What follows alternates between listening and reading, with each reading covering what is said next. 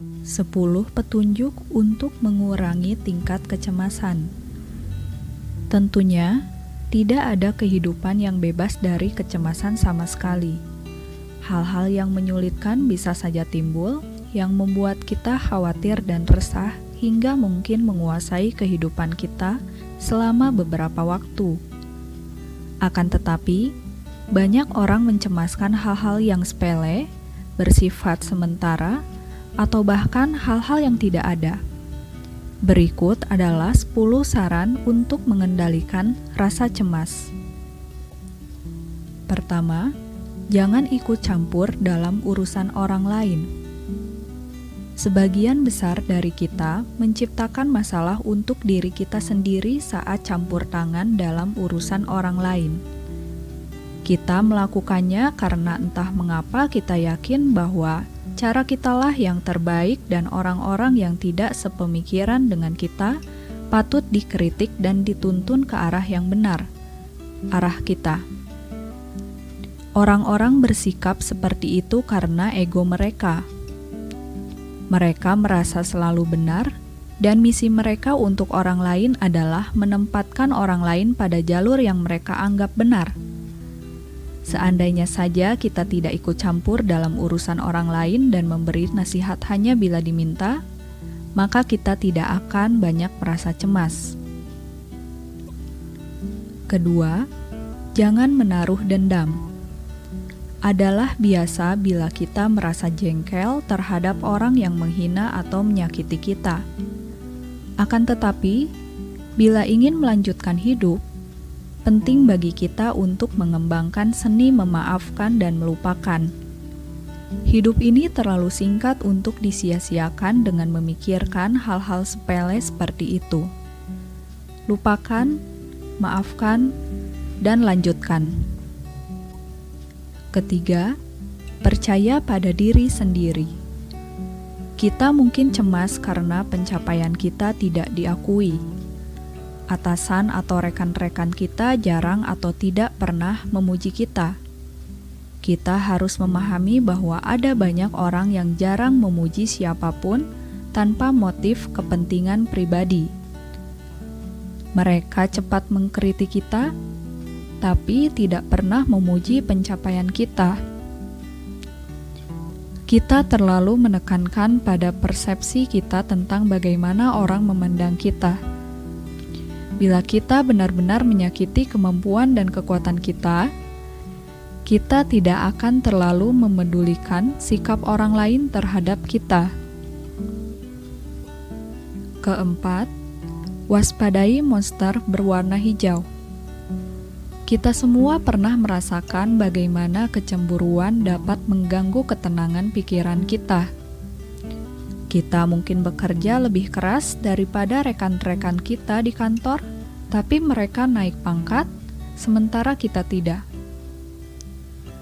Usaha kita baru saja balik modal, sementara usaha pesaing kita sudah maju. Kita iri terhadap tetangga karena ia mempunyai mobil yang lebih baru dan lebih mahal. Kecemburuan tidak akan memecahkan masalah, dan hanya akan membuat kita cemas dan tidak nyaman. Kita harus belajar menerima apa yang kita miliki dan bekerja keras untuk memperbaikinya dengan memikirkan yang bebas dari rasa iri terhadap orang lain. Kelima, jangan takut pada perubahan. Perubahan adalah sesuatu yang tak terelakkan.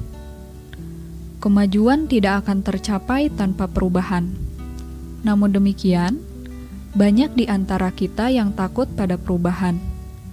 Perubahan menarik kita keluar dari zona nyaman kita. Bila perubahan disodorkan kepada kita, daripada merasa cemas bahwa perubahan tersebut akan membawa pengaruh negatif terhadap kita, kita seharusnya berfokus pada pengaruh baik yang kita peroleh dari adanya perubahan. Perubahan tidak terbatas pada apa yang dipaksakan orang lain kepada kita. Kita harus selalu mempelajari cara melakukan sesuatu dan mencari cara untuk melakukannya secara lebih efektif. Tetapi saran untuk melakukan perubahan memiliki risiko. perubahan itu bisa saja gagal, tapi orang-orang yang percaya diri mampu menerima risiko dan mereka cukup tegar sehingga tidak cemas terhadap kekalahan sesaat dan mampu melanjutkan langkah. Keenam, belajarlah menerima hal-hal yang tak terelakkan.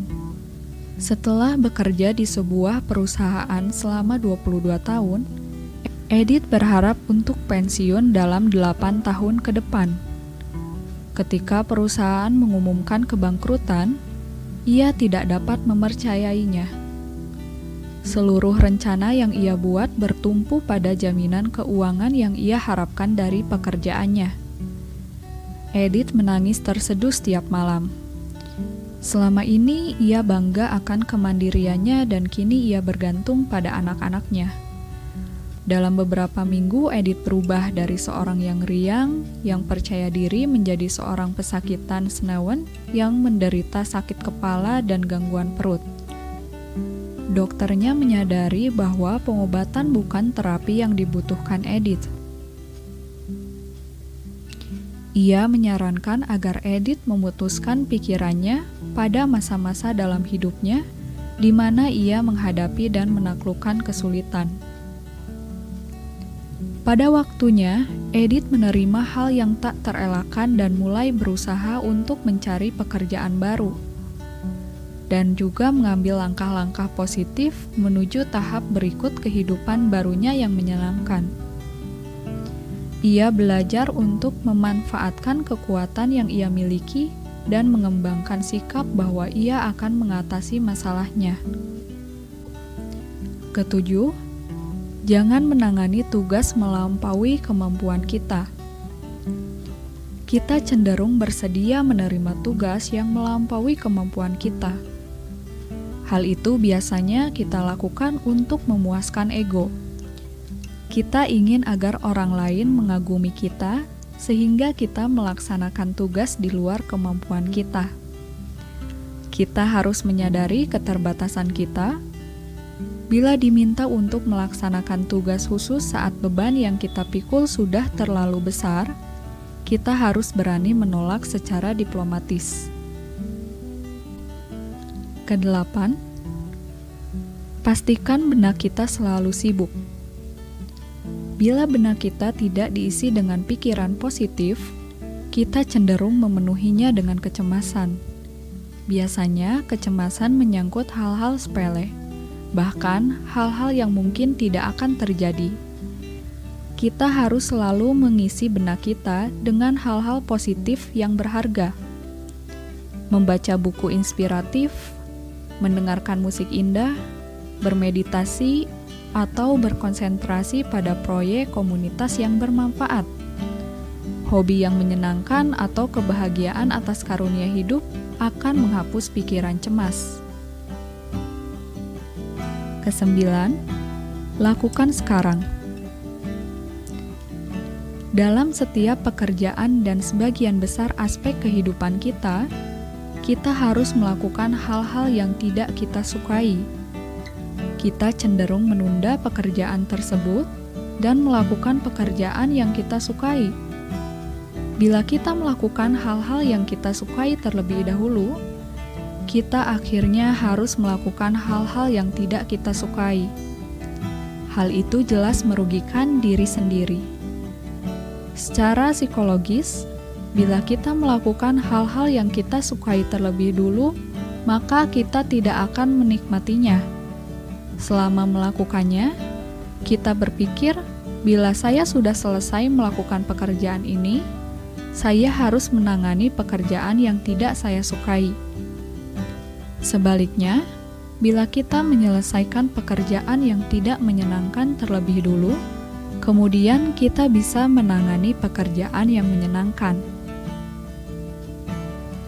10. Belajar dari kesalahan kita. Kita semua pasti pernah membuat kesalahan. Tidak ada orang yang sempurna, sehingga apapun yang ia lakukan selalu beres. Sebagaimana diungkapkan di atas, kita harus mengambil risiko bila ingin maju, dan bagian tak terpisahkan dari risiko apapun adalah kegagalan. Mengambil risiko tidak berarti kita harus menjadi pemberani. Orang-orang sukses mengambil risiko dalam setiap keputusan yang mereka buat. Risiko itu tidak akan bisa dihilangkan, tapi bisa diminimalkan dengan melakukan analisis dan perencanaan cermat. Seperti kata pepatah, bersakit-sakit dahulu, bersenang-senang kemudian. Ketika menemui kegagalan, ketimbang merasa cemas dan berkeluh kesah, kita harus mempelajari alasan kegagalan dan mengambil langkah untuk memperbaikinya bila mungkin. Bila tidak, carilah solusi alternatif dan analisis mengapa masalah tersebut bisa timbul, agar kita tidak membuat kesalahan serupa di masa mendatang.